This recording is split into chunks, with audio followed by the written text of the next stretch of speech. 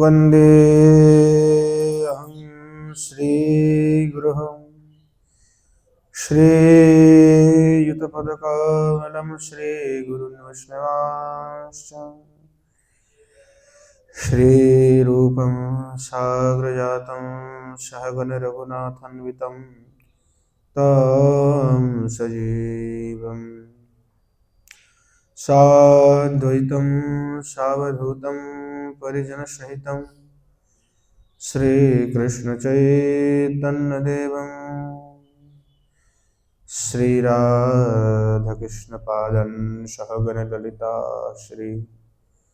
श्रीविशाखान्वितश्च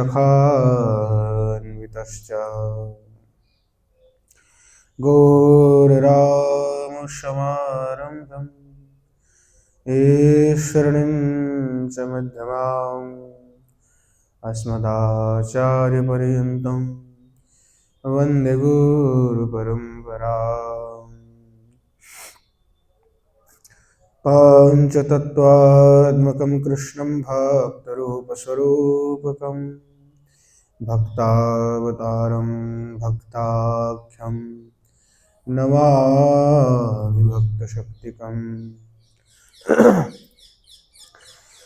बर्हापीडं नटवरवपुः कर्णयो कर्णिकारं बिभ्रद्वासः कनककोपिशं वैजयन्तीं च मालाम् रन्ध्रानवेनरधरसुधया पूरयन् गोपवृन्दै वृन्दारण्यं सपदरमणं प्राविशद्गीतकीर्तिः श्रीमद्भागवतं नौमि यस्यैकस्य प्रसादतः अज्ञातानपि जानाति हि सर्वगमानपि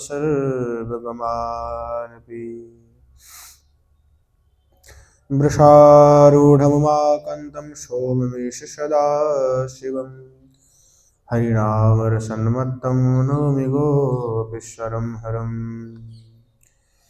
विद्युल्लता विलसितानुपमाङ्गकान्तिं वैदग्ध्यकारुण्यरसाप्लुतपद्मनेत्राम् बृन्दावननवनिकुञ्जरसैकतृष्णां राधां विना किमपि तत्त्वमहं न जाने नारायणं नमस्कृत्य नरं चैव नरोत्तमं देवीं सरस्वतीं व्यासं ततो जयमुदीरये जननी जनकौ वन्देद्धरणिधरणीधरो सन्तानवत्सलो पूज्यसन्तनो कुशलार्थिनो श्रीरूपं साग्रजं वन्दे रघुनाथं कृपामयं श्रीजीवं भट्टयुगं च शय्यनो सुखदायकम् येषां सहजस्निग्धारं पादुरेणुमभीक्ष्णसः सर्वविघ्नविनाशाय शिरसा धारयाम्यहम् वृन्द्यायै तुलसीदेव्यै प्रियायै केशवस्य च कृष्णभक्तिप्रदे देवी सत्यवत्यै नमो नमः वाञ्छकल्पतरुभ्यश्च कृपासिन्धुभ्यैव च पतितानं पावनेभ्यो वैष्णवेभ्यो नमो नमः हरे कृष्ण कृष्ण कृष्ण हरे हरे हरे राम राम राम हरे हरे।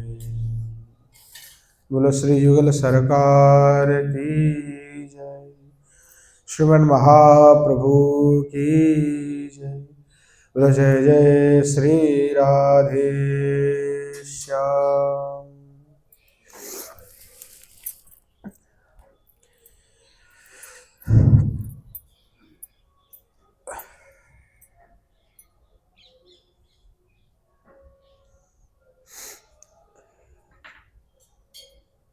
श्री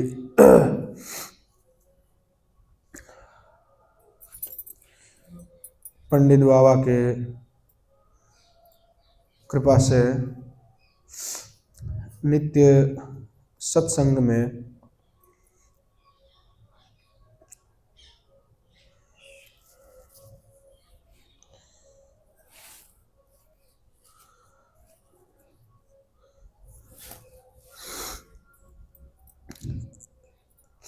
श्री परम पूज्य श्री विश्वनाथ चक्रवर्ती पाद के द्वारा विरचित श्री भक्ति रसामृत सिंधु बिंदु का हम आस्वादन कर रहे थे और श्रवण कर रहे थे कि भजन के 64 अंग का, कि जो भक्ति है, जो भजन है, उसमें 64 अंग हैं। तो क्रम से उस अंग का जाजन करना आवश्यक है प्रत्येक भक्त के लिए, प्रत्येक जो साधक है, साधक के लिए उसका पालन अनिवार्य है, करना पड़ेगा। अगर नहीं करेंगे तो आगे नहीं बढ़ पाएंगे। तो हमने आस्वादन किया कि गुरु पादाश्रय, श्री कृष्ण दीक्षा शिक्षादि, गुरु सेवा। अब चौथा है साधु मार्ग का अनुसरण,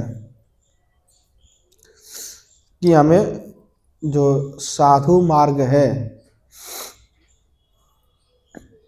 उनका अनुसरण करना चाहिए। जो पूर्व पर महाजन है उनका अनुगत होकर के भजन करना चाहिए। तद इतर व्यक्ति का भजन हमें उनका अनुसरण करके नहीं करना चाहिए। नहीं तो क्या होता है, आज जो इतने संप्रदाय भेद है और इतने भेद हो चुके, उसका कारण क्या है कि मुख्य आचार्य को छोड़ करके बाद में जो आचार्य हुए हैं तो उनकी बड़ी प्रसिद्धि प्रतिष्ठा के कारण हम उनको फॉलो करते हैं या उनका अनुसरण करते हैं। यद्यपि मुख्य जो आचार्य है अनुसरण उनका ही होता है, क्योंकि व्यक्ति में भ्रम, प्रमाद, विप्रलिप्सा, कारण पाठवादी दोष होता है। प्रत्येक व्यक्ति में ही है, तो उस दोष के कारण कहीं ना कहीं व्यक्ति कभी ना कभी उसके द्वारा कुछ गलत करके बैठ भी सकता है। तो इसलिए जो नित्य शुद्ध महाजन है, मुख्य रूप से हमारे लिए तो षड गोस्वामी पाद ही है, तद इतर को हम नहीं लेना है। तो उनका जिन्होंने अनुसरण किया पूर्ण रूप से, वही हमारे लिए अनुसरणीय है।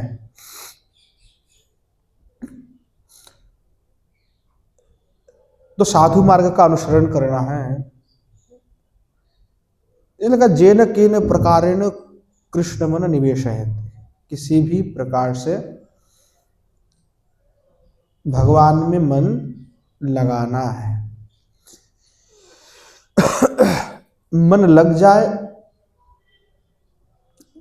तो उससे आपका कल्याण हो जाएगा।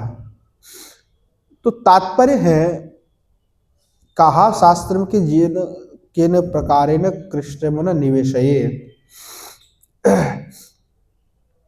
किसी भी प्रकार से कृष्ण में मन लगाना है। तो उसे साधन भक्ति कहा जा सकता है, कि चलो किसी प्रकार से उसने भगवान में मन लगा लिया है।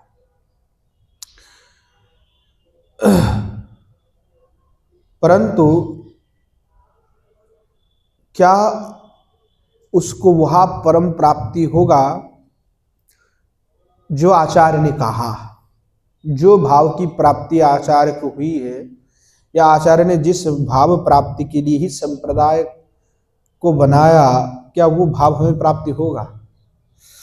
विचार यहाँ पे आता है कि कल्याण हो जाना और वहाँ जो माधुर्य रस है, जैसा कि वात्सल्य आदि भी आप कह ले, मुख्य तो हमारे मधुर रसी हैं। तो क्या उस मार्ग का अनुसरण करने पर किसी भी प्रकार से कृष्ण में मन लगा लेने पर क्या हमें मधुर रस की प्राप्ति होगा? हो सकता है। कल्याण हो जाना एक अलग बात है, परंतु उस भाव को प्राप्ति करके उस रस की प्राप्ति करना वो भिन्न बात है। दोनों में आसमान और जमीन की जैसा फर्क है। उसमें बहुत अंतर है प्राप्ति में। एक साधारण सा भक्त जो हर कण कण में ब्रह्म है ऐसा मान करके भी भगवत प्राप्ति कर सकते हैं, परंतु वही जीव जब श्री युगल सरकार की उपासना करके श्री युगल सरकार के रसकेली में डूब जाए तो उसको माधुर्य रस की प्राप्ति होती है, और वह प्राप्ति परम प्राप्ति है, चरम प्राप्ति है, उससे आगे और कुछ नहीं है। तो भेद महाराज यहां पे आ जाता है प्राप्ति की तारतम्यता में, और वो तारतम्यता है रस की प्राप्ति की। प्राप्ति है युगल सरकार की प्राप्ति की, तो इसलिए जेन किन प्रकार में कृष्ण में मन तो लगा सकता है। कोई सोच रहा है कि भाई हमें जो है, कई ऐसे मिलते हैं बोले कि हम जब तक गांजा नहीं फूकेंगे तब तक शिव जी में मन नहीं लगता है, मतलब भांग नहीं खाएंगे क्योंकि शिव जी की प्रसाद है, तो हम जब तक नहीं खा के तब तक हमारा मन नहीं लगते हैं। कई ऐसे भक्तवाल में उदाहरण आता है। एक भक्त ऐसा हुआ कि उसको तंबाकू खाने का बड़ा आदी था, वो तो कहता है कि जब तंबाकू खाता हूं तो कृष्ण में बड़ा अच्छा मन लग जाता है। तो हमें भी क्या अब तंबाकू खा करके कृष्ण में मन लगाना है?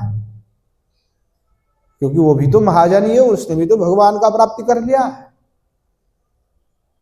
क्या हमारे लिए वो आचरणीय है? भले ही वो भगवत प्राप्ति किया हो या भगवान उससे प्रसन्न भी हुए हो, परंतु हमारे लिए वो आचरणीय नहीं है, ना ही अनुसरणीय है।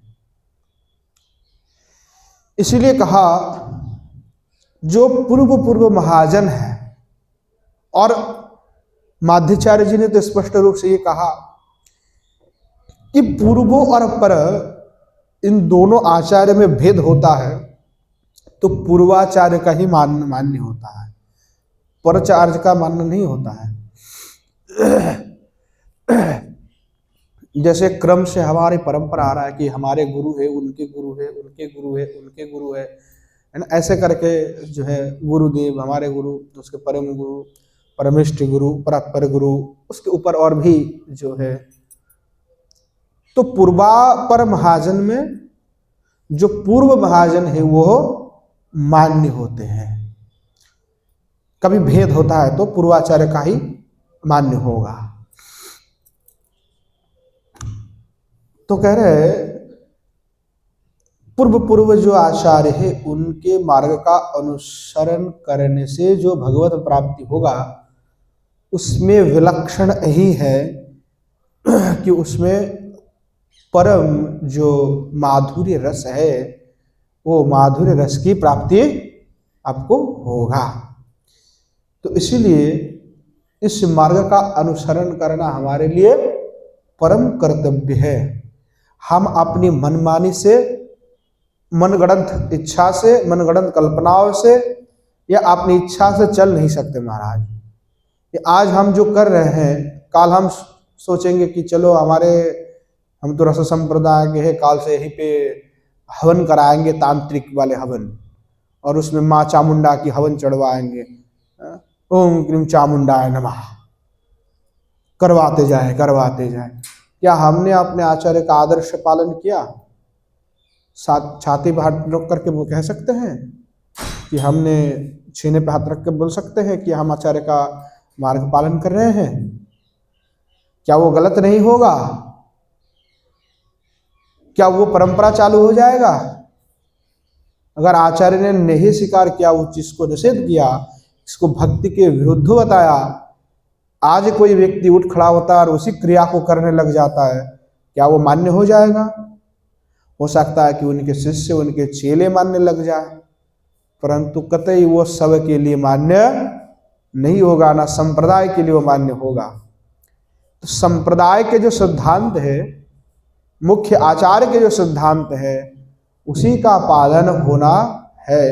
बाकी तद विरुद्ध कोई नया प्रथा चालू करवा दे तो वो प्रथा कतई मान्य नहीं होगा। और किसी ने किया तो उस समय के संप्रदाय के आचार्य ने उनका बहिष्कार भी किया हुआ है महाराज। तो इसलिए उसका ग्रहण नहीं होता है, ना तो उसका अनुसरण होता है। इसलिए कहा कि वह मार्ग सर्वथा दुख रहित, श्रम रहित और समस्त कल्याण के हेतु है, जो अपने आचार्यों के द्वारा दिखाए गए मार्ग का अनुसरण करते। सा मृग्युश्रेषाम हेतु पंथा संताप सस्ताप वर्जितः अनवाप्त श्रवम पूर्व ये न संत प्रतिष्ठिरे। भक्ति रसामृत सिंधु में श्री जीव गोस्वामी पाद जो है, श्री रूप गोस्वामी पाद जो है, स्कंद पुराण का ये वचन उठाते हैं कि स्वमृग्य श्रेषाम हेतु पंथा सस्ताप वर्जितः, कि कोई भी पंथा किसी एक व्यक्ति के द्वारा सुंदर रूप से नहीं होता है, तो पूर्व महाजन के एक के बाद उसी प्रकार से जो है भक्ति योग को साफ सुथरा और निष्कपट बनाया जाता है। तो वह जो मार्ग होता है, जो आचार्य के द्वारा प्रवर्तित मार्ग होता है, तो वो कैसा होता है? बोले संताप वर्जितः, वो समस्त संताप को नष्ट करने वाला होता है। अनवाप्त श्रमम पूर्व ये न संत प्रतिष्ठिरे, और वो श्रम रहित भी होता है और दुख रहित भी होता है। तो दुख रहित है इसलिए कि बहुत कष्ट हमें उठाने की जरूरत नहीं पड़ रहा है। श्रीमद् महाप्रभु ने क्या दिया कि महाराज नाम मात्र आप ग्रहण करो, उसी से आपकी सब कल्याण हो जाएगा। इतने जो है सहज सरल उपाय दिया है, अतः कोई दुख नहीं होगा इसको करने के लिए। ये नहीं कहा गया कि एक पैर में खड़े होकर के अंगूठा के बल पे तपस्या करना होगा। अगर ऐसा कह देते तो हम कितने लोग हैं जो ऐसे कर पाते हैं, या कह देते कि भाई 15 दिन में 1 गिलास खाना है और फिर 15 दिन में 1 गिलास खा लेना है, उस प्रकार अपना शरीर को तपाते हुए भजन करना है, तो कितने दुख होते है ना, तो कितने पीड़ा होता। तो आचार्य जानते हैं किस प्रकार के मार्ग का निर्माण इन जीवों के लिए करना है कि सरलता से भगवान के श्री चरण कमल को प्राप्ति भी कर ले, और केवल प्राप्ति नहीं अपितु जो चरम प्राप्ति है उसको भी कर ले। इसलिए आचार्य उसको इस प्रकार से मार्ग बनाते हैं। और इसीलिए छोटे छोटे जो विघ्न आएगा भजन में, वो बाधा कैसे दूर होगा, किस प्रकार से हमें चलना होगा जिससे वो बाधाएं से हम मुक्त होकर के भगवत प्राप्ति करा ले, निर्भीकता से हम भजन के मार्ग पे चल करके भगवत प्राप्ति कर ले। इसीलिए आचार्य ने उस प्रकार के सिद्धांत सुंदर रूप से दिया है। इसीलिए आचार्य के द्वारा प्रवर्तित जो मार्ग है उसका है अनुसरण पूर्ण रूप से हमें करना है। श्रुति स्मृति पुराणानि पांचरात्र विधिम बिना ऐकांतिक हरिर भक्ति उत्पादाय वैकल्पते। तो श्रुति स्मृति पुराण आदि शब्द में आप वेदादि को भी ग्रहण कर सकते हैं। सभी आदि शब्द में तो सब आ जाता है, इतिहास पुराण। पांचरात्र विधि बिना, और पांचरात्र विधि के बिना, क्योंकि वेद है उसके बाद उपवेद है। वेद के 6 अंग हैं, शिक्षा कल्प निरुक्तो छंद ज्योतिष व्याकरण, और उसमें षड दर्शन है, सांख्य योग मीमांसा न्याय वैशेषिक और वेदांत। वेद के बाद उपवेद है, उपवेद के और फिर उसके बाद आता है ब्राह्मण, ब्राह्मण के बाद आरण्यक, आरण्य के फिर उपनिषद, उसके बाद कल्पसूत्र आदि भी है, श्रुतसूत्र इत्यादि है, फिर उसके पश्चात में धर्मशास्त्र आदि है, स्मृति शास्त्र है, पुराण है, उपपुराण है, औपपुराण है, फिर स्मृति ग्रंथ जो आते हैं, संहिता आदि हैं, तो पांचरात्र आदि, ये सभी ग्रंथ शास्त्र हैं, तंत्र हैं। तो ये जितने ग्रंथ हैं जो शास्त्र हैं, वहां पे जो उल्लेख किया गया है। अब जो सनातन धर्म है उसमें अनेकों पथ हैं भगवत प्राप्ति के, अलग अलग मार्ग हैं। इतने जो ग्रंथ विस्तार किया हुआ है वेद से, क्योंकि वेद प्रधान है। जो वेद विरुद्ध है तद विरुद्ध या विपर्जय है, वेद के विरुद्ध कुछ भी जाएगा तो वो विपर्जय ही होगा, उसका तो कुछ कल्याण हो नहीं सकता। तो वेद वृक्ष है और ये वेदांग आदि जो भी है वो सब कुछ शाखाएं हैं, डाली हैं उसके। तो जितने, चाहे कोई न्यायिक हो वो भी वहीं पे जाएगा, पर उसकी प्राप्ति का तारतम्यता है। एकम सद विप्रा बहुधा वदंती, सत्य एक ही है, विप्र उसको बहु प्रकार से बोलते हैं। ये यथामं प्रपद्यन्ते तांस्तथैव भजम्यहम्, जिस प्रकार से हमारा भजना करेंगे उसी प्रकार भगवान उनको दर्शन देंगे, वो उसी प्रकार प्राप्ति होगा। तो अलग अलग संप्रदाय है, अलग अलग पथ है और अलग अलग मार्ग भी बनाए हुए हैं। तो हम जिस मार्ग का अनुसरण करते हैं उन्हीं मार्ग को बनाने वाले वेद कथन, वेद के अनुसार जिन्होंने बनवाया, और ऐसे जो मार्ग है उस मार्ग का हमें अनुसरण करना है। तो उन आचार्य के द्वारा, उस संप्रदाय के आचार्यों ने जो सिद्धांत प्रतिपादन किया उसको पूर्ण रूप से हमें मानना है, दूसरे से हमें कोई लेना देना नहीं है, क्योंकि फिर हम भटक जाएंगे। दूसरे हमारे लिए जो मार्ग है उसी पर ही हमें चलना है। तो इसलिए कहा कि जो श्रुति स्मृति पुराण पांचरात्र आदि शास्त्र में उल्लेखित की गई है उसका उल्लंघन करने से एकांतिकी जो भक्ति है, या एकांतिकी भक्त का तात्पर्य होता है अनन्य भक्ति, तो ऐसा भक्ति करने से भी उसका कल्याण नहीं हो सकती और उसे उत्पाती समझा जाएगा। अतः श्रुति स्मृति पांचरात्र इत्यादि का विधि का उल्लंघन करने से खुद को अगर हम कहेंगे कि हम एकांतिकी भक्त है, फिर भी हम, भगवान स्वयं कह रहे हैं कि उसको हम एकांतिक भक्त नहीं मानना चाहिए, उसको उत्पात मानना चाहिए। तो एक प्रसंग यहाँ पे थोड़ा सा आता है कि अनन्य जो भक्ति है भगवान के प्रति, वो कैसे उत्पात का कारण हो सकता है। क्योंकि आपने तो कहा कि भगवान का अनन्य शरण लेना है, तो अनन्य रूप से अगर शरण लेता है तो इसको कैसे आप कह दिए कि अनन्य भक्ति होने पर भी वो उत्पात ही कहा जाएगा। तो इसका थोड़ा सा आचार्य पाद ने भी, उसका टीका में सनातन गोस्वामी पाद ने भी, फिर जीव गोस्वामी पाद ने भी, विश्वनाथ चक्रवर्ती पाद ने भी, मुकुंद गोस्वामी जी ने भी इस पर जो है बहुत स्पष्ट रूप से लिखा कि शुद्ध भक्ति का एकांतिक भाव अर्थात अनन्य भाव, जो अनन्य भाव है वो पूर्व महाजन का पथ का अवलंबन करने से ही प्राप्ति होता है। जो अनन्य भक्ति है, पूर्वाचार्य का विरोध करके अनन्य भक्ति प्राप्ति नहीं होगा। अनन्य भक्ति तभी प्राप्त होगा जब आप पूर्व आचार्य के अनुसरण करके, तद अभिमत को जान करके, समझ करके उन्हीं रास्ते पे आप चलेंगे, तो एकांत अनन्य भक्ति आपका होगा। और पूर्व महाजन के पद को छोड़ करके किसी दूसरे पद की सृष्टि स्वयं करके उसका उसी पर चलने पर आपको अनन्य भक्ति कदापि प्राप्ति नहीं होगा, और उसी को उत्पाद भक्ति बताया गया है। अर्थात दूसरा कोई स्व अपनी इच्छा से अपना ही कुछ अलग मत बनवा लिया तो वह जो अपना स्व प्रतिपादित मत है आचार्य से भिन्न है, उसको उत्पाद कहा जाएगा। तो इसलिए यहाँ पे ये उत्पाद जो कहा गया है अनन्य भक्ति का, समझ गए ना आप लोग कि कैसे आचार्य के पूर्ण रूप से पालन अगर करके हम चलेंगे, उस पर चलेंगे तो अनन्य भक्ति प्राप्ति होगा।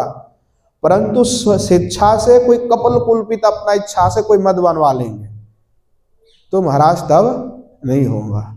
जैसे महाप्रभु ने आज्ञा दे दिया महामंत्र का जप करो, कीर्तन करो, अब वो उसको छोड़ करके कुछ और करने लग जाए कि हम दूसरा एक नाम बनवा ले, फिर उसको करने लग जाए कि नहीं यही करना चाहिए, ये सब चलेगा नहीं।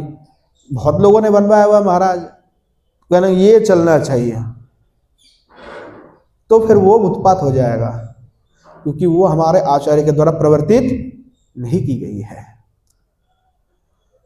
इसी प्रकार से कह रहे हैं, तो एकांतिक भाव प्राप्ति करने के लिए पूर्वापूर्व महाजन का आश्रय लेना। अब महाजन कौन है उस विषय में थोड़ा सा उन्होंने डाला। श्री जीव गोस्वामी पाद ने, विश्वनाथ चक्रवर्ती पाद और बलदेव विद्याभूषण आदि सब ने इसी को ही उठाया कि जो वेद विरुद्ध है या वेद के साथ संघर्ष पैदा करता है, वो जो भी पथ होगा वो सभी उत्पात है।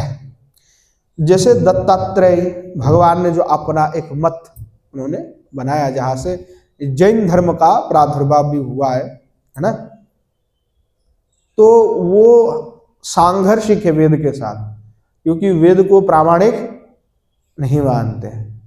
तो जैसे वेद का अमान्य हुआ तो तुरंत जो है वो वेद विरुद्ध होने के कारण वो पथ आचरण नहीं आ। जबकि दत्तात्रेय भी भगवान के 24वें अवतार में भी आता है ना, फिर भी उनकी वो जो द्वारा प्रवर्तित जो मत हुई, जो उनके बाद में जो वहाँ के राजा थे उन्होंने प्रारंभ में उनके शिष्य बने थे, तो इसीलिए वो मत जो है महाराज मान्य नहीं हुआ। तो इसीलिए देखिए जैन धर्म बहुत सीमित है, मतलब भारत में 1% भी नहीं है, 100 लोगों में 1 लोग भी नहीं है, बहुत कम है। क्यों? वेद विरुद्ध होने के कारण उसका उतना कोई ग्रहण नहीं किया। दूसरा क्या है कि बुद्ध, जो भगवान बुद्ध ने किया, देखिए लोग, हम बुद्ध की, दत्तात्रेय की कोई निंदा नहीं कर रहे हैं, सिद्धांत की चर्चा चल रही है। लोगों को निंदा समझ लेते कि हम निंदा कर दे रहे हैं। आचार्यपाद कह रहे हैं कोई निंदा नहीं कर, उस सिद्धांत जो वेद विरुद्ध है, व्यक्ति के लिए कुछ शब्द नहीं बोला कि बुद्ध खराब है, बुद्ध ने वेद विरुद्ध प्रचार किया तो इसलिए बुद्ध को प्रणाम नहीं करना, बुद्ध ये है, नहीं नहीं। उन्होंने उनके द्वारा प्रतिपादित की गई जो सिद्धांत है, जो स्वयं ही विरुद्ध है वेद का, इसीलिए वेद विरुद्ध सिद्धांत का उन्होंने खंडन किया, व्यक्ति विशेष का कोई बात नहीं किया। परंतु जैसे खंडन करने जाएंगे तो व्यक्ति का भी खंडन हो जाता है, तो लोग उसको फिर अलग अर्थ में लेते कि आप चर्चा करने लगे। नहीं, आचार्य खुद कह रहे हैं कि जो बुद्ध आदि, दत्तात्रेय आदि जो उनके द्वारा प्रचारित धर्म है, बुद्ध का जो बौद्ध धर्म है, वो भी सीधे वेद को नहीं मानते, वेद को अप्रामाणिक मानते हैं। तो इसलिए उनके द्वारा प्रचारित धर्म भी ग्रहण नहीं किया गया और उनका अभिमत भी नहीं ग्रहण किया गया, जबकि वो भगवान के अवतार भी हैं। तो इसलिए यह जो प्रचार करने वाले भाले ही भगवान के अवश्य अवतार आदि है ये, तो इसको शुद्ध भक्ति हम नहीं कह सकते। अर्थात इनके द्वारा जो मार्ग बताए गए हैं कल्याण का, वो कल्याणकारी नहीं है। इसलिए वो भगवान के अवतार होने के बावजूद भी, महाजन होने के बावजूद भी उनकी मार्ग अनुसरणीय नहीं हुआ,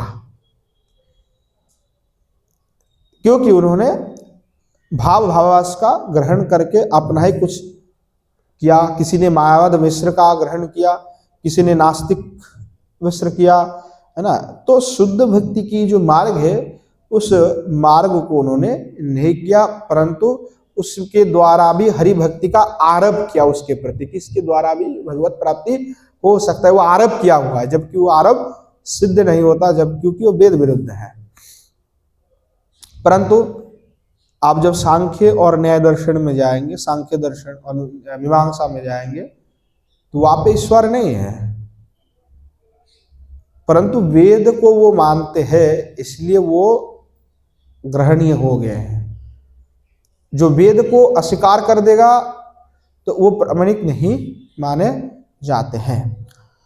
तो इसीलिए ऐसे जो मार्ग है, तो ऐसे दत्तात्रेय बुद्ध आदि के जैसा कोई व्यक्ति मानो फिर होता है, क्योंकि लोगों में आजकल बड़ा उत्सुकता है। क्या उत्सुकता है कि मान लीजिए कि आपको रोज रोज हम दाल खाने दे रहे हैं, तो आप कितने दिन खाएंगे महाराज? 1 दिन, 2 दिन, 5 दिन, 10 दिन, 1 महीना, मजबूरी में भी खाना पड़ जाए तो महाराज कितने दिन खाएंगे? 6 महीने खा लेंगे, उसके बाद आपका विरक्ति आ जाएगा, महाराज नहीं हो रहा है और नहीं खा सकते। तो जब कोई सिद्धांत प्रतिपादन किया जाता है आचार्य के द्वारा, वेदादि शास्त्र के द्वारा भी, तो लोग देखते हैं इसमें नया कुछ नहीं है, ये तो ज्यों के त्यों थे, समय के साथ परिवर्तन नहीं हुआ है। जबकि धर्म महाराज अपरिवर्तनशील होते हैं, स्थिर पदार्थ है, उसमें कोई परिवर्तन नहीं हो सकता।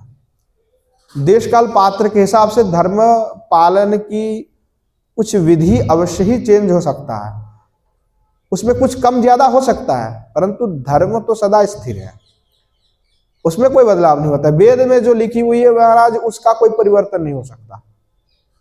श्रुति में, स्मृति में जो लिखी हुई उसका कोई हम परिवर्तन नहीं कर सकते। परंतु देश काल पात्र के हिसाब से साधन में या उस धर्म का प्रतिपादन, उसका साधना करने में थोड़ा सा कम ज्यादा चीजें हो सकते हैं, परंतु उसमें पूर्ण रूप से या अधिक वेदादि शास्त्र के विरुद्ध रूप से कोई बदलाव नहीं कर सकते। तो इसलिए क्या होता है, फिर धीरे धीरे लोगों में आ जाता है कि नहीं, कुछ नया चाहिए, ये तो पुराना हो गया दर्शन, तो कुछ इसमें बदलाव कर देता हो, कुछ चेंज कर देता हो तो लोगों को थोड़ा अच्छा लगेगा। पुराना से कुछ नया करो तो लोगों का एक आकर्षण भी होता है, कुछ नया कर रहे हैं, तो फिर लोग उसी में आ जाता है। परंतु जबकि आचार्य के द्वारा जो प्रवर्तित मार्ग है वो स्वतः विशुद्ध मार्ग है, उसमें कोई संदेह नहीं है। परंतु उनको ना कर, उसको मना करके या उसको ना करते हुए, नकार करते हुए, फिर अपना ही कुछ अर्वाचीन सिद्धांत लेकर के लोग आगे चलने लगते हैं, जो आगे जा करके हानिकारक है। ऐसा बहुत बार दिखा गया है। परंतु अच्छी बात यही है कि पूर्व महाजन के अनुसरण करने वाले जो सही में महाजन हुए, उन्होंने इसका पुरजोर विरोध किया और मूल धाराओं को बचा करके रखा, और आज इसीलिए हम सब मूल धारा में जुड़े हुए हैं। तो ऐसे जो भी स्वयं स्वतंत्र रूप से कोई मत बनवा लेते हैं और उसका प्रचार करते हैं, भगवान उसको कभी भी क्षमा नहीं करते। तो इस प्रकार से समझना चाहिए। और राग मार्ग में, भजन में, जो राग मार्ग में जिनका प्रवेश हो चुका है, अब यहाँ पे हो गया कि महाराज विधि मार्ग का और इत्यादि का, राग मार्ग में सबका अधिकार नहीं है। कई लोग समझते कि राग मार्ग में तुरंत प्रवेश हो जाता है, लोभ होने से राग मार्ग में प्रवेश होता है, तो वो कदाचित किसी 1-2 आधे व्यक्ति को हो सकते हैं, लाखों में ऐसा नहीं हर किसी का राग मार्ग में सीधा प्रवेश हो जाएगा। क्योंकि विश्वनाथ चक्रवर्ती पाद आदि ने इसीलिए स्पष्ट रूप से कहा है कि विधि करते करते करते करते स्वतः अब राग मार्ग में प्रवेश हो जाओगे। ऐसा नहीं कि बिना विधि किए हुए राग मार्ग में प्रवेश कर जाओ, वो बहुत ही दुर्लभ है। किसी ने मानो पूर्व जन्म में बहुत साधना करके पहुंच चुके थे वहां पे, किसी कारणवश महाराज वो गिर गए, तो वो सीधा राग मार्ग में प्रवेश हो जाएगा। परंतु आम साधारण जन विधि करते करते ही उनका राग मार्ग में प्रवेश होगा।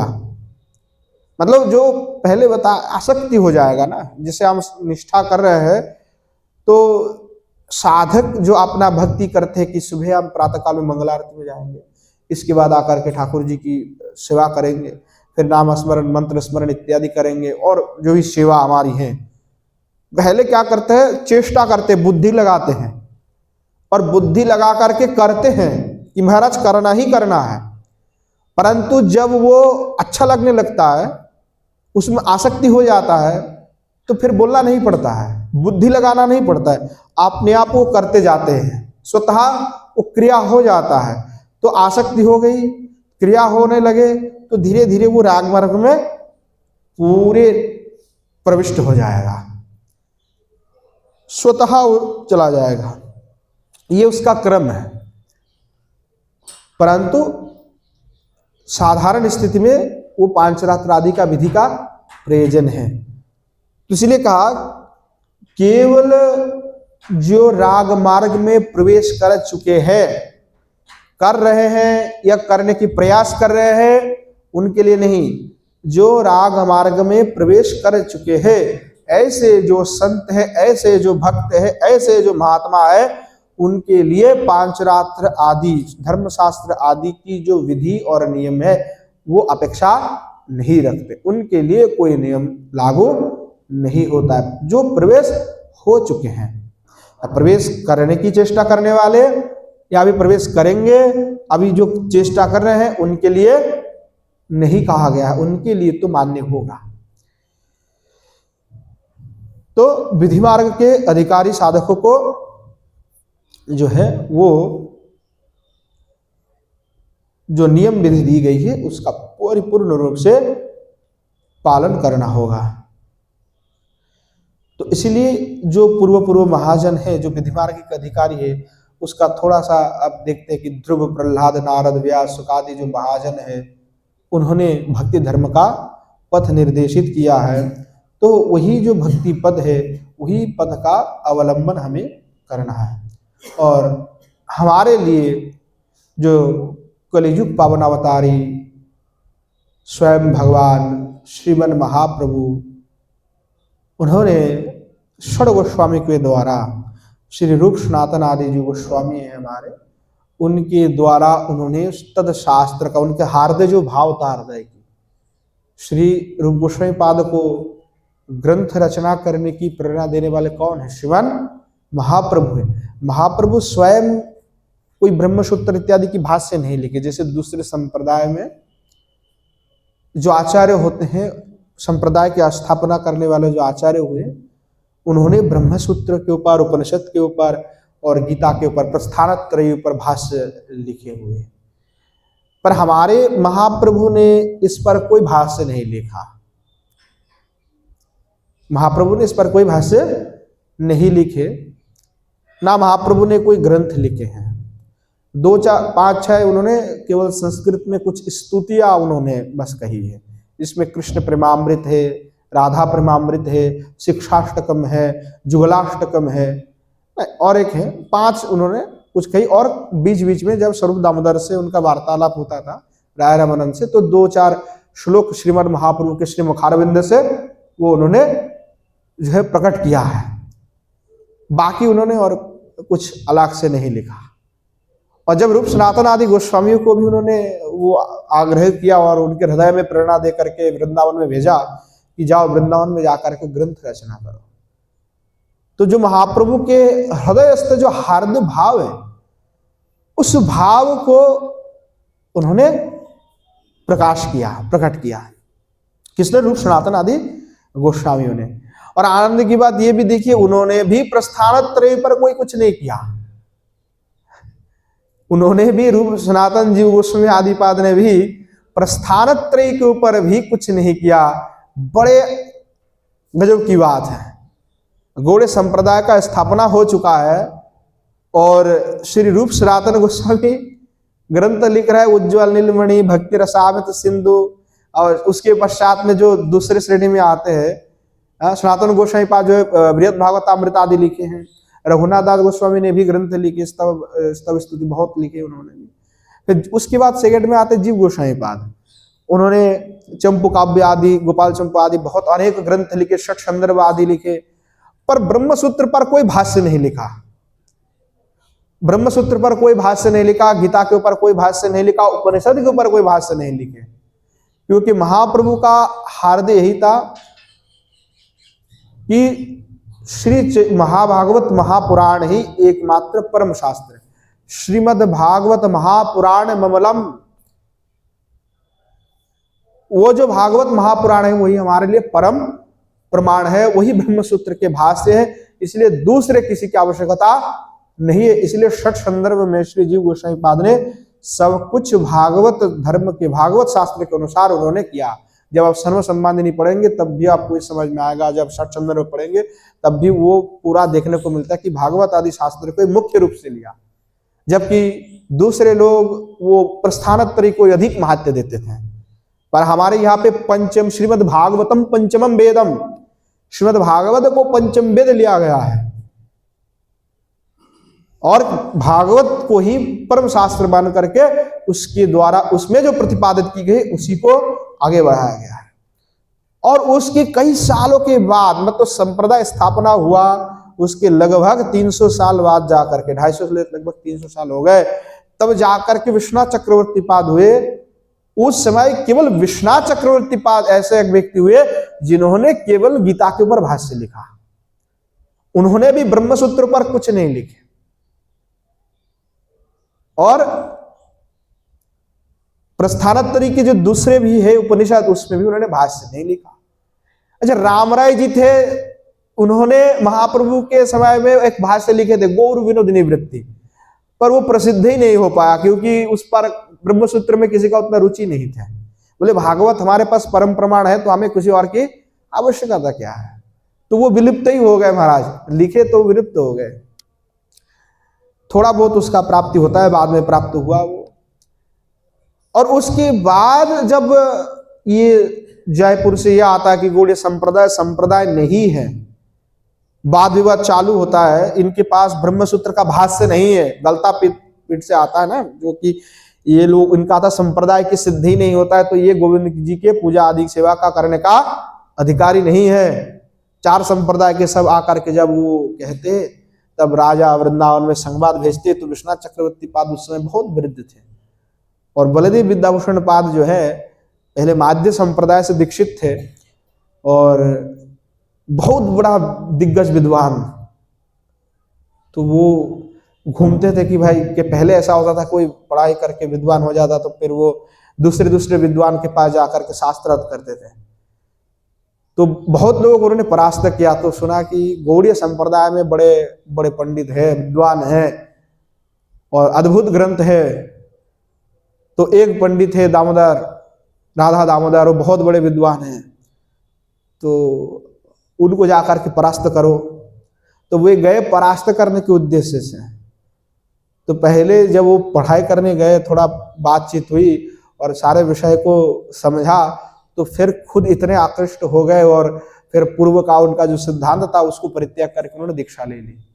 फिर उनके श्री गुरुदेव ने भी प्रेरण किया कि तुम जो वृंदावन में जाकर के चक्रवर्ती पाद के पास जाकर के तुम भागवत आदि षट्संदर्भ आदि शास्त्र का अध्ययन करो। जब उनको भेजा गया अध्ययन करने के लिए, तब वो नए नए आए थे, तो जब अध्ययन किया तो पहले से बहुत बड़े विद्वान थे।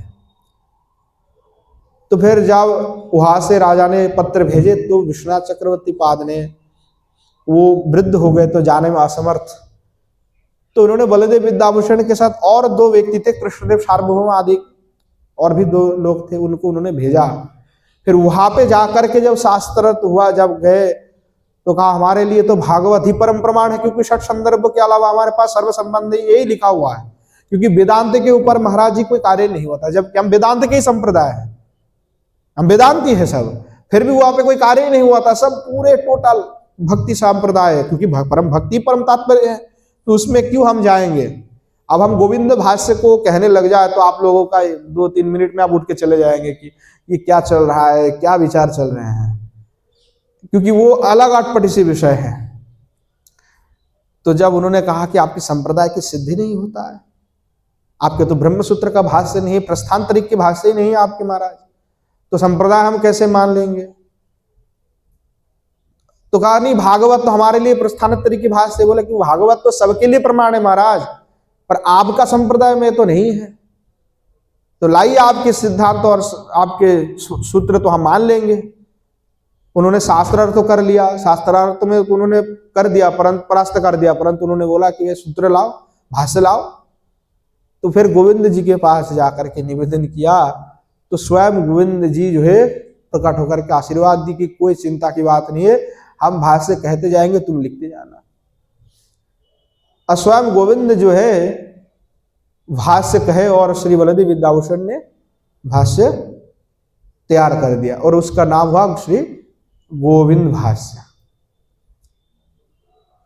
और श्री बलदेव विद्याभूषण ने गीता के ऊपर भी भाष्य लिखे, फिर उपनिषद के ऊपर भी भाष्य लिखे। तो प्रस्थानत्रय के ऊपर जो एक गौड़ीय संप्रदाय में ये था कि प्रस्थानत्रय के ऊपर इनका कोई शास्त्र नहीं है, वो बलदेव विद्याभूषण ने आकर के जो स्थापित किया, विस्थापित किया। और वेदांत के ऊपर भी वेदांत सिद्धांत जो रत्नम है, सिद्धांत दर्पण है, वेदांत श्यामंतक है, और भी बहुत सारे ग्रंथ जो जितने भी आप साहित्य में जाएंगे तो साहित्य में साहित्य कौमुदी लिखे हुए, दूसरे संप्रदाय में साहित्य दर्पण है, तो हमारे लिए साहित्य कौमुदी जो है हमारे आचार्य पाद ने निर्माण किया। छंद के जाएंगे तो पहले छंद मंजरी होता था, हमारे आचार्य ने छंद कौस्तुभ लिखा, बलदेव विद्याभूषण पाद ने। पहले काव्य दर्पण काव्य प्रकाश होता था, तो हमारे आचार्य ने उसमें काव्य दर्पण लिख दिया, काव्य कौस्तुभ लिखा। फिर अलंकार शास्त्र में हमारे श्री कवि कर्णपुर ने अलंकार कौस्तुभ लिखा, जबकि पहले अलंकार और कुछ बताए जाते थे। नाटक के विषय में श्री रूप गोस्वामी पाद ने नाटक चंद्रिका लिखा। ऐसा कोई विषय नहीं है जहां आचार्य ने अपनी कलम नहीं रखी। वो आपने संप्रदाय कितनी हमारी वैभव है। तो आचार्य ने काम किया और वो लिख किस लिए गए, ताकि हम वो पढ़ करके आगे उसी मार्ग पे चल सके, उसको जान पाए और हम भटक ना जाए।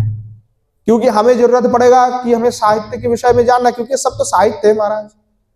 तो साहित्य समझना है तो हम लौकिक साहित्य पढ़ेंगे तो हमारा मति भ्रम हो सकता है। तो इसीलिए कहा नहीं, हम साहित्य कौमुदी बना देते हैं, कोई चिंता नहीं है, सब भगवत परक होगा। क्योंकि जब साहित्य दर्पण पढ़ने जाएंगे तो लौकिक ग्रंथ है महाराज, काकोबी कालिदास आदि के जो लौकिक कथाएं गाथाएं लिखी हुई है वो लिखी हुई है, तो उसका सदन करेंगे तो फिर मन में कहीं ना कहीं वो भाव हला चल जाता है। तो आचार्य पद ने जैसे हरिनाम व्याकरण लिखा कि हरि नाम के द्वारा ही व्याकरण है, हरि नाम ही व्याकरण है, तो हरि नाम के द्वारा व्याकरण। आप व्याकरण पर अध्ययन करेंगे तो आपको नाम जप का फल प्राप्ति हो जाएगा। तो जितने छंद पढ़ने जाएंगे तो उसमें भी श्री भगवान की स्तुति है, तो वो भी पढ़ने जाएंगे तो उसी में ही आपका भजन हो जाएगा। अलंकार के विषय में पढ़ने जाएंगे तब भी वही आपका भजन हो जाएगा। कितने सुंदर विचार रख करके आचार्य पाद ने कार्य किया। तो वही जो हमारे श्री रूपादि गोस्वामी पाद है, जो गौड़ीय संप्रदाय के प्रमुख आचार्य है, तो उनका ही पद हमें अनुसरण करना है, दूसरा किसी की पद अनुसरण नहीं करना है। ये स्पष्ट बात है। क्योंकि कोई व्यक्ति थोड़ा सा हुआ तो लोग उनको फॉलो करने लग जाते हैं, जबकि रूप सनातन के भाव विरुद्ध चल रहे हैं। तो कहते नहीं, हमारे लिए रूप सनातन प्रामाणिक नहीं है, हमारे लिए ये प्रामाणिक है। भाई कहाँ से आए हैं आप? जो रूप सनातन ने समस्त शास्त्र का निर्माण किया, गौड़ीय संप्रदाय महाप्रभु आपने ही हृदय की जो भाव है वो उनके माध्यम से प्रकट किया। आप कहते महाराज हम उनका अनुसरण नहीं करेंगे, हम दूसरे का अनुसरण करेंगे, दूसरे के भाव में जाएंगे। तो पूर्ण रूप से जो बस माधुरी भाव का जो प्रतिपादन श्री आचार्य पाद ने किया, उसी का ही अनुसरण करना हमारे लिए परम कर्तव्य है। और उन्हीं के अनुसार हम चलेंगे, उनके मार्ग पे चलेंगे, तभी हमारी कल्याण होगा, और नहीं तो हमारी कल्याण नहीं होगा। इसीलिए वैध जो भक्ति हैं करने वाले लोग हैं, जो अभी साधक हैं, जो भक्ति की चेष्टाएं कर रहे हैं, जिनको अभी राग मार्ग में प्रवेश नहीं मिला है, उनको साधु मार्ग के अनुसरण के अतिरिक्त कोई भी दूसरा उपाय नहीं है जिसके द्वारा उनका भगवत प्राप्ति हो सकता है। इसीलिए आचार्य के मार्ग का अनुसरण करके हमें आगे बढ़ता रहना होगा, बढ़ना होगा। ये हो गया हमारा चौथा पॉइंट, अर्थात जो कृष्ण भजन के भक्ति के 64 अंग बता रहे हैं, उसमें जो सीढ़ियां है, क्रम है। अब दूसरा मंजिल पे चढ़ना है तो भाई सीढ़ियां तो चढ़नी पड़ेगी। तो सीढ़ियां तो ऐसा नहीं हुआ कि अब लांग करके एक बार में 10 में चल जाए, नहीं चल सकते। 1 2 3 करके ही तो सीढ़ियां में चढ़ी जाती है। तो 1 2 3 करके अब पहले गुरुपादाश्रय हुआ, उसके बाद जो है कृष्ण दीक्षा शिक्षा आदि आपने ग्रहण किया, उसके बाद गुरु की सेवा की, उसके बाद साधु मार्ग का आपने अनुसरण किया। अब उसके बाद एक प्रश्न आता है कि अब क्या करना है। तो जो पंचम अंग है, जो पंचम श्री है, अंग है, वो क्या है कि भजन, रीति नीति, सद्धर्म की जिज्ञासा विषयक प्रश्न। तो कहते कि भजन रीति प्रश्न, अर्थात भजन की रीति है, जो नियम है, कैसे भजन करना है, क्या उसमें नीति है, क्योंकि बिना नीति के तो महाराज चल नहीं सकते। तो क्या सद्धर्म है, उस विषय में प्रश्न होना चाहिए। सद्धर्म का तात्पर्य है कि सच्चा धर्म, सत्य यानी जो सत्य है, जो सटीक है, अथवा जो सच्चे साधु महात्मा हैं, ऐसे जिन्होंने भगवत प्राप्ति के लिए जिन रीति नीतियों का आश्रय लिया है या उसको अपनाया है, साधकों को उसी रीति नीति के विषय में, साधु संग में वही रीति नीति के विषय में प्रश्न करना चाहिए। अर्थात अत्यंत आग्रह के साथ जो श्री गुरुदेव है या जो आपके शिक्षा गुरु है, जिनके आश्रय में हम आगे बढ़ रहे हैं, उनसे आग्रह के साथ में जो है ये प्रश्न करना चाहिए, ये जिज्ञासा करना चाहिए कि जिज्ञासा के बिना समाधान नहीं है। आप जिज्ञासा नहीं करेंगे तो उत्तर कुछ नहीं मिलेगा। मैं कौन हूं, जब जिज्ञासा करेंगे तभी उत्तर आएगा कि आत्मा हो। अब जिज्ञासा नहीं है तो फिर कुछ भी नहीं है। तो जिज्ञासा तो होनी ही चाहिए। बोले जिज्ञासा नहीं है तो क्या हो सकता है? बोले जिज्ञासा नहीं है तब तक महाराज आपका कोई कल्याण ही नहीं हो सकता। जब तक जिज्ञासा नहीं होगा तब तक कुछ नहीं है। तो ये जिज्ञासा होनी चाहिए, प्रत्येक साधक के विषय में होनी चाहिए, हृदय में होनी चाहिए कि आगे क्या करना है, ये करने से क्या होगा, ऐसे क्यों करना है, आगे हमें क्या क्या करना है, भक्ति में कैसे आगे बढ़े। वो श्री गुरुदेव से, शिक्षा गुरु से जाकर के प्रश्न पूछना है, साधु से जाकर के पूछना है। नहीं तो परस्पर क्या होगा, आप आगे नहीं बढ़ पाओगे। इसलिए नारद पांचरात्र में एक श्लोक है, उसमें कहा गया है कि अचिरादेव स्वरवार्थ हो सिद्धित्याशाम अभिप्सितः स्वधर्ममस्यावबोधायो येषाम निर्बंधिनी मति। कि भक्ति के रीति नीति के विषय में, इस सद्धर्म के विषय में जानने की आग्रह जिनका अतिशय है, अर्थात जिनका मति बुद्धि भजन विषय में जानने की, उसके रीति नीति के जानने में जिसका अति आग्रह है, और अति आग्रहता के साथ जो आपने गुरु वर्ग और साधु संत के पास जाकर के पूछते हैं, जिज्ञासा रखते हैं, ऐसे जो साधक है उनका बहुत जल्दी जो है कल्याण हो जाता है। तो इसीलिए साधक को अपनी कल्याण की अपेक्षा है, तो सर्व अभिष्ट की सिद्धि के लिए, तो सर्व अभिष्ट क्या है? सर्व सिद्धि श्री गोविंद चरण। सर्व सिद्धि हमारे लिए ही है, इसलिए हमें गोविंद का श्री चरण कमल प्राप्ति हो जाए। महाराज दूसरा सिद्धि नहीं चाहिए। वित्रासुर भी यही कहते कि महाराज हमें न स्वर्गम न पुनर्भवम, ना तो हमें स्वर्ग चाहिए, ना हमें कुछ चाहिए, प्रभु कुछ नहीं चाहिए, आपके श्री चरण कमल चाहिए और कुछ नहीं चाहिए। क्योंकि जो वस्तु हम मांग रहे हैं, कई लोग भगवान से जाकर के प्रार्थना करते, प्रभु बालक का नौकरी नहीं हो रहे हैं तो हम 4 लड्डू चढ़ा देते हनुमान जी, बालक का नौकरी लग जाए। क्या ये प्रार्थना है? क्या हम यही सिद्धि मांग रहे हैं? क्या ये उचित प्रार्थना है? क्या वो बालक सदा सदा के लिए आपका था, आपका रहेगा? क्या अनित्य है? क्या वो सदा सदा काल तक रह जाएगा? नहीं, आप भी नहीं रहेंगे, वो भी नहीं रहेंगे। कौन किसके माता है, कौन किसके पिता है, हम कोई नहीं जानते। ये तो महाराज चलते रहता है, इसका कोई भी ठीक नहीं है। हो सकता है कि पिछले जन्म में मैं आपका पिता था और आप मेरे बच्चे थे, इस जन्म में उल्टा हो गया हो। तो उसका कोई भी ठीक नहीं कि कौन कहाँ से आया है और कौन पूर्व में क्या था और भविष्य में क्या बनेगा। वो तो आपने अपने कर्म के ऊपर निर्धारित होता है। चिरस्थायी कुछ भी नहीं है, परंतु हमारा परम उद्देश्य यही है कि हमें भगवान का भजन करना है, और जो भगवान के भजन से दूर है उनसे हमें दूरी बनाए रखना है। वो भी आगे आएगा कि जो भगवत भजन में लगे नहीं हुए हैं, ऐसे लोगों के संग करने से भी अपना हानि ही होता है, हमारे लिए वो पतन का कारण भी बन सकता है। इसीलिए महाराज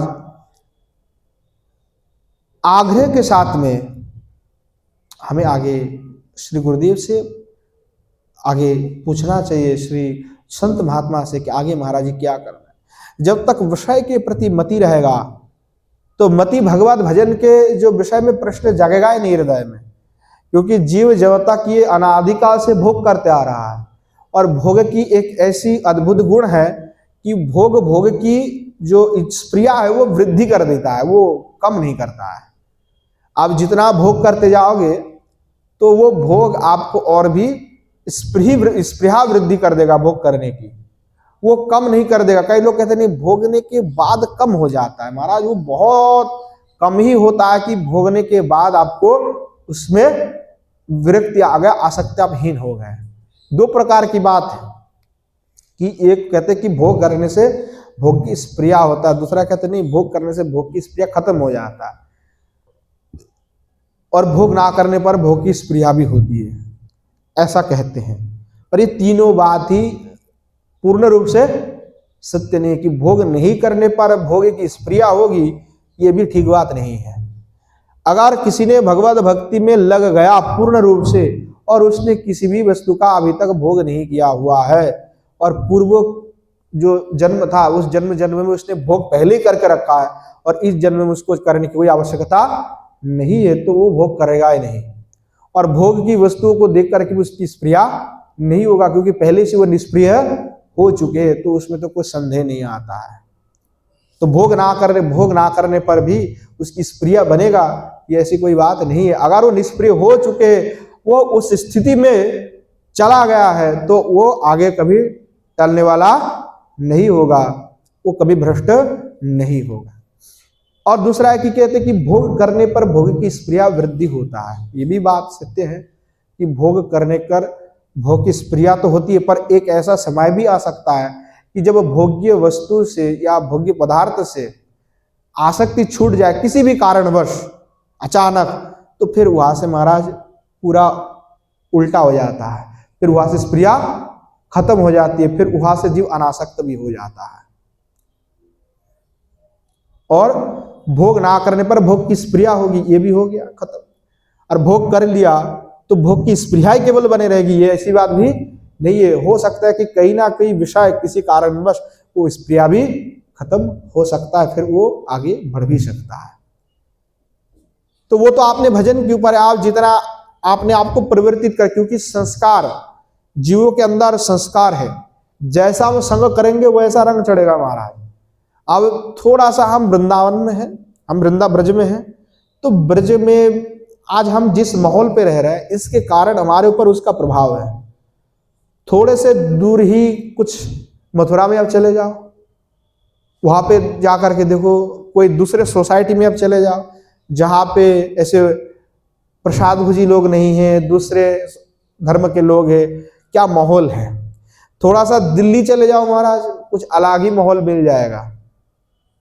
तो यहाँ पे जो आपको आनंद आएगा, यहाँ पे रहकर के आप भक्ति में जितना वृद्धि आपका हो सकता है, क्या उस स्थान पर उतना वृद्धि हो सकता है? नहीं हो सकता है, क्योंकि वो जो माहौल है वो आपको आगे ऐसा करने ही नहीं देगा। तो इसीलिए वो संघ का भी प्रभाव होता है, स्थान का भी प्रभाव होता है। जैसे लोगों के साथ आपका उठना बैठना होगा, उसी प्रकार आप आगे खुद बढ़ोगे। इसीलिए आगे गोस्वामीपाद इसमें विचार भी किए हुए कि सर्वदा उत्तम के साथ ही उठना चाहिए, बैठना चाहिए, उत्तमों का संग करना चाहिए।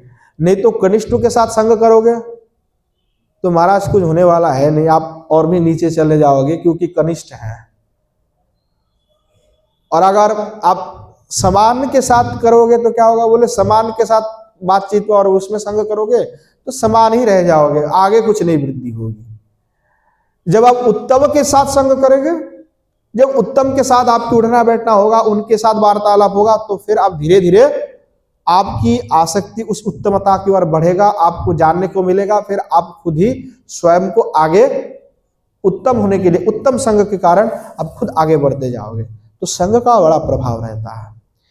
तो इसलिए भजन के रीति नीति के विषय में प्रश्न अवश्य करना चाहिए कि महाराज हम तो धाम में आए हैं, आप संप्रदाय से दीक्षा भी ले चुके, आगे का क्या मार्ग है? क्योंकि महाप्रभु की हार्दिक क्या है, महाप्रभु दोनों चीज दिए हैं। एक दिए हरिनाम संकीर्तन जो आज पूरे विश्व में चल रहे हैं, नाम चल रहे हैं, सर्वत्र नाम प्रचार हो रहा है। नाम की तो बड़ी महिमा है, शास्त्र में तो महाराज अनंत महिमा बताई गई है। स्वयं भगवान भी नहीं जानते अपने नाम के कितनी महिमा है, तो हम उसका क्या ही व्याख्यान करें, सीधी सी बात है। पर एक बात है कि बहिरंग भक्त सने करे हरिनाम संकीर्तन, अंतरंग भक्त सने करे रसास्वादन। यानी जो बहिरंग भक्त हैं उनके साथ हरिनाम संकीर्तन महाप्रभु कर रहे हैं, और जो अंतरंग भक्त है उनके साथ रसास्वादन कर रहे हैं। यही बात है ना महाराज चैतन्य चरितामृत में। तो ये बहिरंग वाले के साथ केवल हरिनाम संकीर्तन तक ही सीमित है, इसके आगे और कुछ नहीं। परंतु जो अंतरंग है उनके साथ रस आस्वादन कर रहे हैं। कौन सा रस का आस्वादन कर रहे हैं और वो रस क्या है, किस प्रकार के रस है जो बहिरंग के साथ किया ही नहीं जा रहा है। वो सीमित कर दी गई है कि वो अंतरंग तक ही सीमित है, उसके बाहर नहीं है। और वो अंतरंगता का स्थिति क्या है, कौन अंतरंग है, कैसे अंतरंग है, किस प्रकार का अंतरंग है, ऐसा कौन सा रस है जो महाप्रभु उनके स्वाद आस्वादन कर रहे हैं। और किस लिए आस्वादन कर रहे हैं, क्या प्रयोजन है, उसका उद्देश्य क्या है, क्या फल प्राप्ति है, ये सारा प्रश्न होना चाहिए कि नहीं होना चाहिए, हृदय में होना चाहिए। क्या है, जब वो प्रश्न आप करेंगे, जब उस पर उत्तर आएगा तो आप समझ जाएंगे कि महाप्रभु का हार्दिक जो विषय है वो तो दूर दूर वहां से हम लोग कहीं और ही चल रहे हैं। तो उनके जो हार्दिक विषय हैं, रस प्राप्ति है, जो माधुर्य रस की उपासना है, उसी को प्राप्ति करके श्री युगल सरकार की श्री चरण कमल प्राप्ति करके अर्थात श्री जी की दासता प्राप्ति करना हमारे लिए परम उद्देश्य है कि श्री जी के सेवा में अनन्य सेविका होकर के जो है हम विराजमान हो। और उस लिए हमें भजन कर रहे तो उसकी मार्ग है, और उस मार्ग में कैसे चलना है, क्या करना है।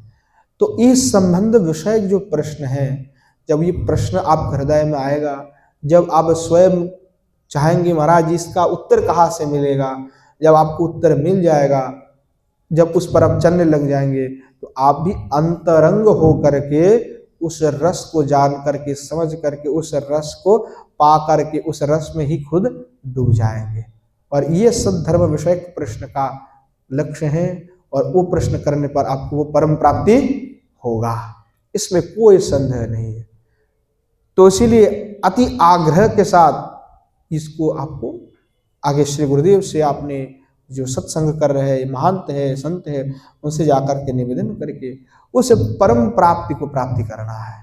केवल बहिरंग साधक होकर के रहना नहीं है, उद्देश्य ही है कि अंतरंग जो भक्त होकर के वह परम रस की प्राप्ति, ये हमारे जीवन का उद्देश्य होना चाहिए। इसी प्रकार ये आचार्य पाद जो है भक्ति रसामृत सिंधु बिंदु में भजन की जो अंग की और भी आगे बात कह रहे हैं। आज समय भी हो चुके हैं तो आज यहीं पे विश्राम देते हैं। आगे और भी जो भजन की अंग बताए गए हैं वो हम विस्तार से आस्वादन करेंगे। बहुत छोटे छोटे अक्षर में बताया तो उसका थोड़ा थोड़ा सा हम व्याख्यान करें, नहीं तो क्या होगा, इसी को व्याख्यान करने पूरा लगाएंगे तो महाराज फिर तो आगे ही नहीं बढ़ पाएंगे।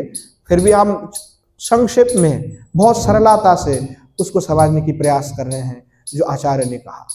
तो आज यहीं पे विश्राम देते हैं। प्रेम से बोलिए जय जय श्री राधे श्याम निताय गौर शतनाथ प्रेमानंदे हरि हरि बोल।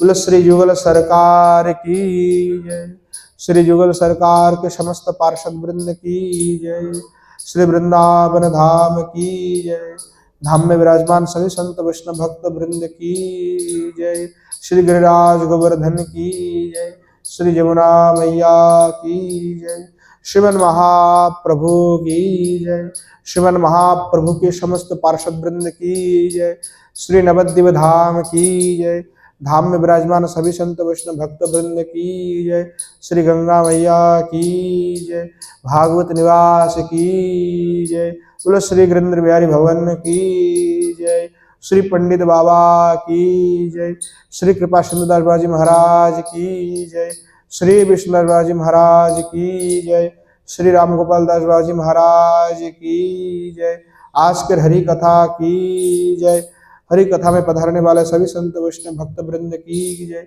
अपना अपन गुरु गोविंद की जय। बोलो जय जय श्री राधे श्याम निताय गौर शतनाथ प्रेमानंद हरि हरि।